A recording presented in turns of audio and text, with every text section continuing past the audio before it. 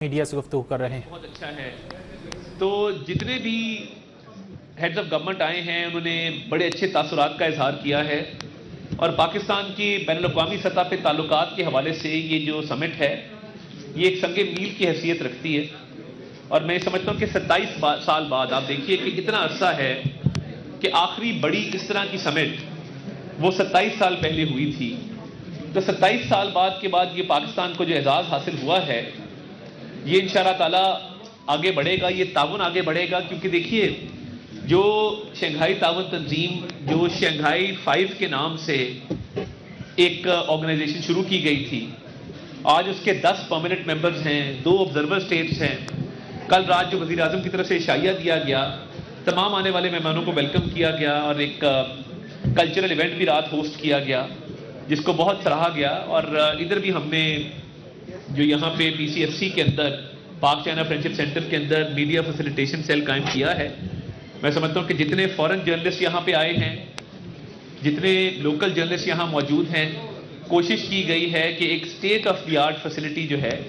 वो यहाँ पे दी जाए और हर तरह की फैसिलिटीज़ यहाँ पे मुयसर हैं कि कोई भी बाहर से आने वाला जर्नलिस्ट और रिपोर्टर उसको उसके पेशा वाराना उमूर की को देने के लिए कोई दिक्कत ना आए। तो यहाँ पे अंडर वन रूफ तमाम फैसिलिटीज़ प्रोवाइड की गई हैं और मुख्तलिफ ममालिक की जो वफूद आए हैं उन ममालिक के जो जर्नलिस्ट हैं यहाँ मौजूद हैं और वो अपनी प्रोफेशनल ड्यूटी सर अंजाम दे रहे हैं, अपने अपने मुल्कों में इसको ट्रांसमिट कर रहे हैं, टेलीकास्ट कर रहे हैं।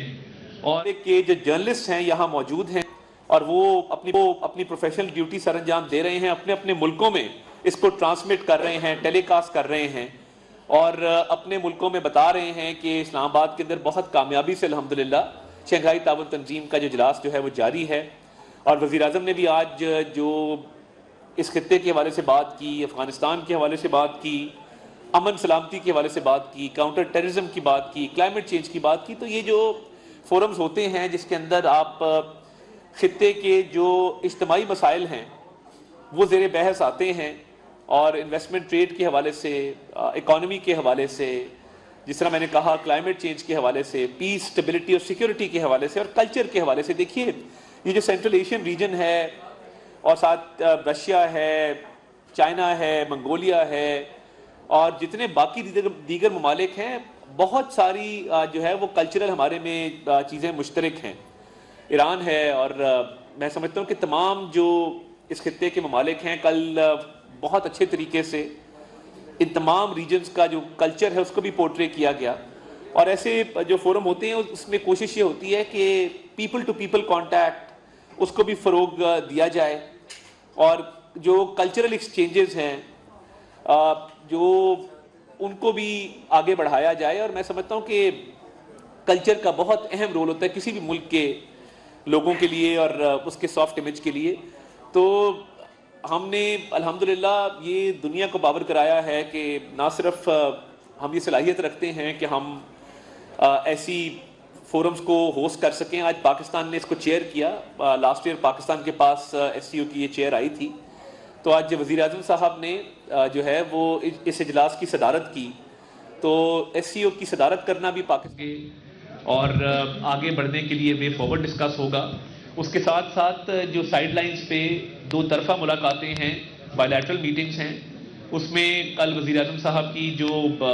मीटिंग्स हुई जिसके अंदर कज़ाकिस्तान, ताजिकिस्तान